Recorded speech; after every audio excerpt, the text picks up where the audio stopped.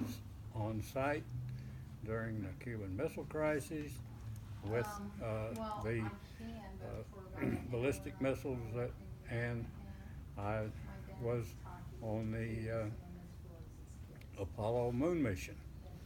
And Miss Preston happened to be in '76. She was a tour guide at the Cape when they were showing everybody the Apollo, which by that time, which was 1976, had been finished for a couple of years. All right, now you know who I am. What do you want to know? Um, what did you think about Kennedy's decision? Now you're in politics. It really wasn't Kennedy's decision. This decision was made under the Eisenhower administration. Are you talking about the decision to blockade the send the people down to here to Florida, or the decision of the way he finished it? the blockade. On how we handled the Cuban Missile Okay, Crisis. Yeah. I'll tell you Blockade. how you handled it. When he found out about the Bay of Pigs invasion, which happened before, Bay of Pigs was about a year or so before, and well, no, I'm sorry, it didn't. The Bay of Pigs invasion happened his first year, and he was not aware, at least he claims, not to have been aware that the Bay of Pigs invasion was going to happen. Now, this wasn't done by the Army. This was done by the CIA. And it wasn't done by U.S. troops. It was done by expatriated Cubans from the Miami area. The CIA got them together, and a few college boys that thought that they were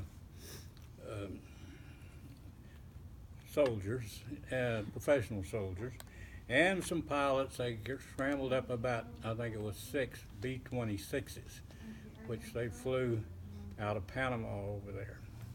Lost them all. That's another story. Anyway, the Eisenhower plan, as I remember it, was when we hit the south side of Cuba and Castro was to send what soldiers he had down there, then we were to jump off Florida and invade Cuba in order to break up the fight.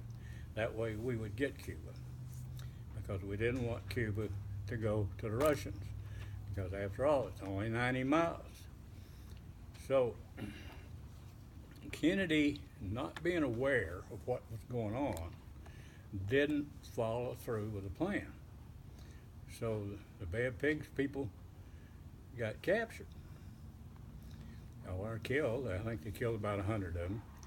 Captured the rest of them. It cost us $52 million to bail them out. That's what Castro got for a ransom. And anytime that I tell you something that you disagree with or you've heard other versions, stop me. Okay? That's anybody. Yeah, I'm not talking to him. I'm talking to all of you. Anyway, let's get back to the story. Okay, at that time we had an airplane called a U-2. And I'm not sure who the builder was, but I think it was North American. And this airplane, since we're in the Cold War at this time, we got weapons, they got weapons, and so we don't ever want the militaries to be involved. So they got him a pilot by the name of Gary Powers. And Gary Powers was a civilian. And he would fly the U-2 from down in Turkey over Russia and land somewhere up in the Baltic and taking pictures. Well, the Russians knew he was doing this, but they couldn't do anything about it. Well, we put in what they call a medium missile I don't want to say intercontinental. It wasn't an intercontinental missile. It was a short-range missile, 1,200 miles, something like that. We put them in Turkey, and then we were looking to see what Russia was going to do. We kept running these flights. This was before satellites. You got to remember, there wasn't any satellites, and if you took a regular airplane across, it would get shot down. So this U-2 was a supersonic, 70,000 feet and above, and he'd go along, he'd take these pictures. Well, one day he had a little problem, he got too low, and they shot him down. Well, it didn't kill him. He wound up getting killed in a helicopter working for some newspaper in Los Angeles. But that's another story. Anyhow, Russia knew that we had these missiles in Turkey. And they knew that we had intercontinental missiles, which they didn't think was quite ready. So anyway, they decided that since we had these short-range missiles in Turkey, they would put some short-range missiles in Cuba. Since Cuba, we'd already made Castro mad because we had tried to invade him. So Castro said, yeah, come on, boys. And Russia told Castro, we'll buy 80% of everything you grow.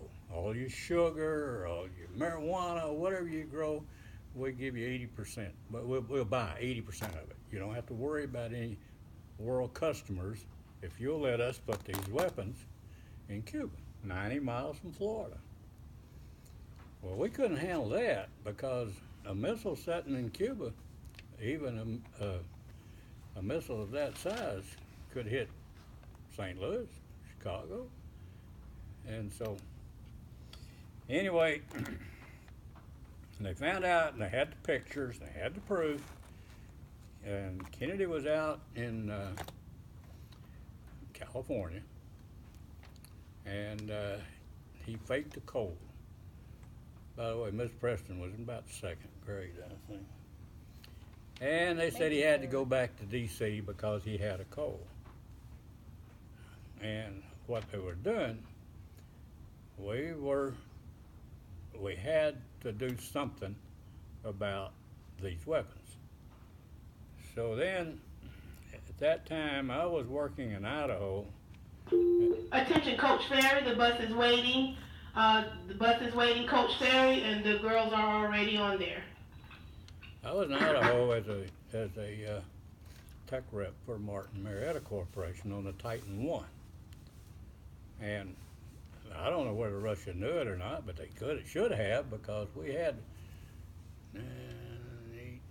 about 50 some odd of these weapons.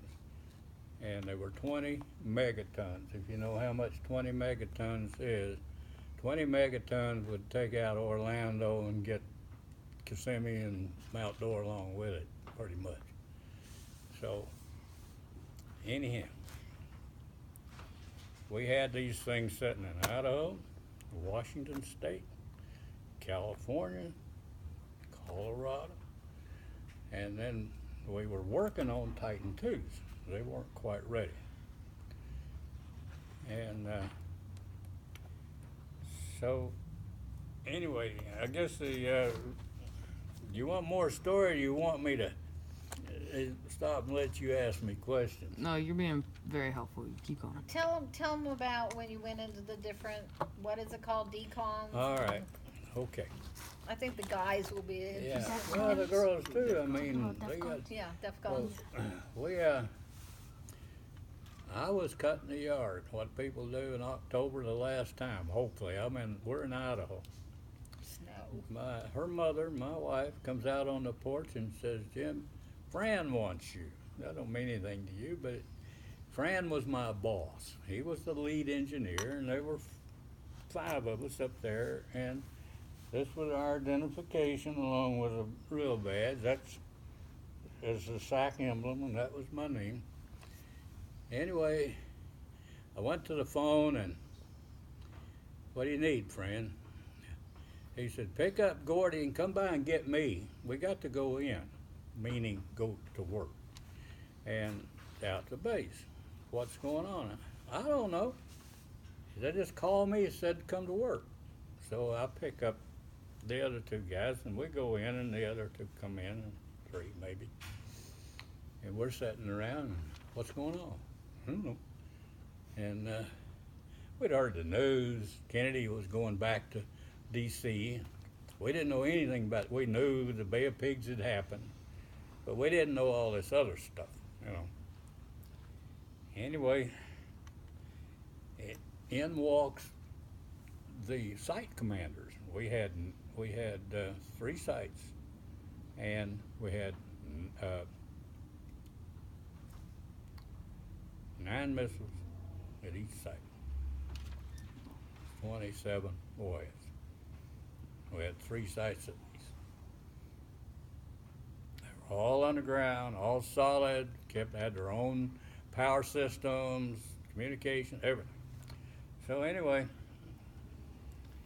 we're sitting there, and then in walks the airborne commanders, the people that were flying the B-47s and the B-52s and the tankers, the KC-97s, and we had a squadron of those people there. We had I don't know how many, because but we had a bunch. And then at the appointed hour, I don't know what it was, 8 o'clock, 9 o'clock, in walks Colonel Childs, base commander. And he walks straight up to my boss and he looks him in the eye and he says, Mr. Bauer, how many weapons do we have that we can launch?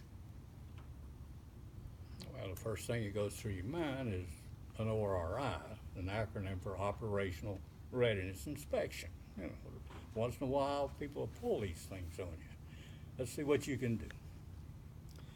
Well, we've got this TO, we got that TO, meaning technical order, that hasn't been done yet, which really should be done. He said, I don't want to hear that. How many weapons will fly? And Mr. Bauer, of course, he was my boss, and he was a tech rep also. He was also under a 6618 contract. He says, can you give me some time? He couldn't just come out of his mouth with it. He didn't know. And Colonel Childs looked at his watch and he said, I'll give you till midnight. By the time, we had left the house at 8 o'clock, and the time was, Mr. Bauer said, Fran said, well, we need transportation. One of these sites was 100 miles away. He said, you got it. So we ran out. Each one of us got a helicopter they brought up, and out we go. And I went to a site along with my buddy, Gordy. I punched it off on the electrical. He checked all the pressures and everything. And as it wound up, am I incorrect? We only had 9 weapons total, 3 on each side, not 27. We had 3 weapons on each side. But it wound up, 2 of our weapons we knew would fly, and 1 with some modification it would. So we go back into the base, and everybody reports. And as it turned out, we had 7 for sure, 1 won't go, and 1 maybe. So we told our boss, and our boss told the colonel, and the colonel goes into a little office about 6 by 6, and there's a phone there, 2 phones, a red phone and a black phone, and he picks up the black phone and he puts it up to his ear, makes his dial to whoever he went, Sac Omaha probably. And he comes back out and his face is as white as my shirt. And he said, gentlemen, we are in DEFCON 2. That means defense communication. The next word that we get, we launch. He said, site commanders, seal your holes. Aircraft commanders, launch your aircraft.